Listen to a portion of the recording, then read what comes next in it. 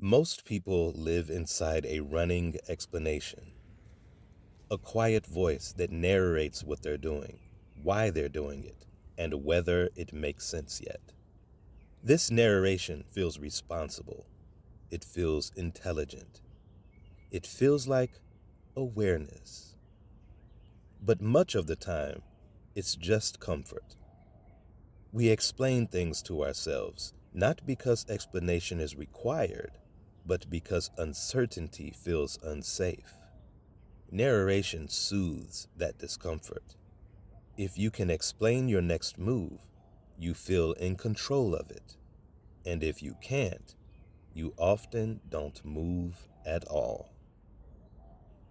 We've been taught that action should follow clarity, that first you understand, then you move.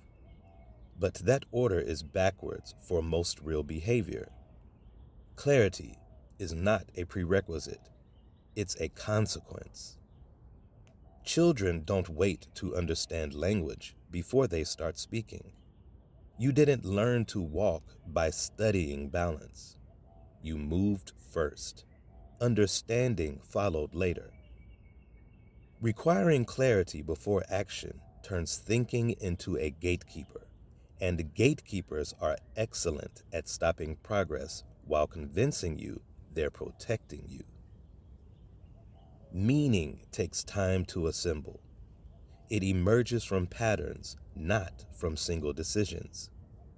When you demand meaning before action, you force the mind to fabricate explanations prematurely.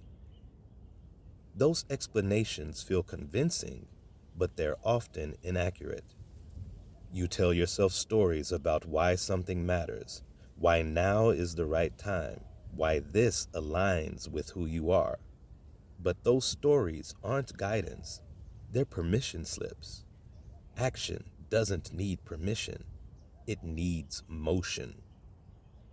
When you act first, meaning catches up later, more accurate, more grounded, less performative.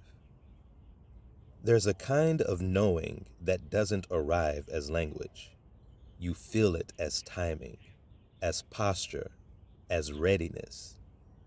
The body often understands before the mind does, but explanation-centric cultures don't trust this form of intelligence. We privilege verbal reasoning over embodied sense.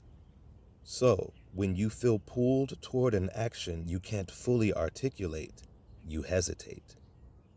You wait for words to approve what your body already knows. But embodied understanding doesn't speak in sentences. It speaks in movement. And when you ignore it long enough, it goes quiet. Explanation is not the enemy.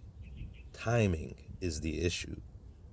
Explanation works best after action, not before it. Once you've moved, patterns appear, consequences surface, feedback arrives.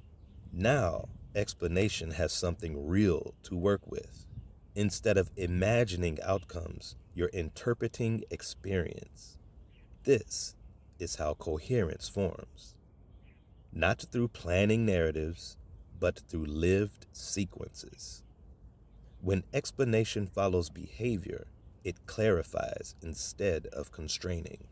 You don't need a story to move. You need motivation to build a story. Action doesn't require explanation, it generates it.